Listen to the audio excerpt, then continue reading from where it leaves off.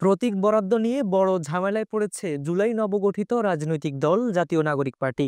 দলটির পক্ষ থেকে বারবার বলা হচ্ছে শাপলা ছাড়া অন্য কোনো প্রতীক নেবে না তারা। পক্ষান্তরে নির্বাচন কমিশন বলে আসছে শাপলা নির্বাচন কমিশনের প্রতীকের তালিকায় নেই, এটি জাতীয় প্রতীক, এটি রাজনৈতিক দলের জন্য নয়। এরপরও বিষয়টি নিয়ে বিতর্ক থামছে না। এনসিপির নেতারা বলছেন শাপলা ছাড়া অন্য কোনো প্রতীক তারা নেবেন না। নির্বাচন কমিশনের সংরক্ষিত তালিকায় না থাকলেও এনসিপি শাপলা প্রতীকের জন্য অনড়। 24শে সেপ্টেম্বর এনসিপি নির্বাচন কমিশনের সাথে বিধিমালা সংশোধন করে শাপলা প্রতীক তালিকাভুক্ত করে বরাদ্দ পেতে দরখাস্ত করে। এরপর গত 7ই অক্টোবর ইমেইলের মাধ্যমে শাপলার 7টি নমুনা চিত্র যুক্ত করে কমিশনের সিনিয়র সচিব বরাবর চিঠি পাঠায় দলটি। এসব চাপেও অবস্থান বদলায়নি ইসি। শাপলা প্রতীকের বিষয়ে তাদের বক্তব্য স্পষ্ট। ইসির ভাষ্য হলো, শাপলা, জাতীয় পতাকা, দোয়েল ইত্যাদি রাজনৈতিক দলের প্রতীক না, এগুলো জাতীয় বিষয়। এ বিষয়ে ইসির বক্তব্য, অতীতেও কোনো কোনো দল শাপলা প্রতীক চেয়েছিল, কিন্তু দেওয়া হয়নি। জাতীয় প্রতীক ও জাতীয় পতাকার সম্মান রক্ষার্থে আইন আছে, তবে জাতীয় ফুল বা জাতীয় ফলের বিষয়ে আইন করা হয়নি।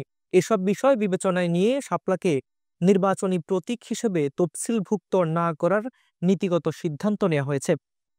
নির্বাচন কমিশন এনসিপিকে শাপলা বরাদ্দ না দেওয়ার বিষয়ে আরও একবার অবস্থান পরিষ্কার করেছে। সাংবিধানিক প্রতিষ্ঠানটি এনসিপিকে 19 অক্টোবরের মধ্যে শাপলা ছাড়া অন্য কোনো প্রতীক বেছে নিতে বলেছে।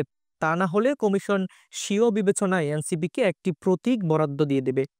মঙ্গলবার আগারগাঁওয়ের নির্বাচন ভবনে সাংবাদিকদের এই সিদ্ধান্তের কথা জানান ইসির সিনিয়র সচিব আক্তার আহমেদ।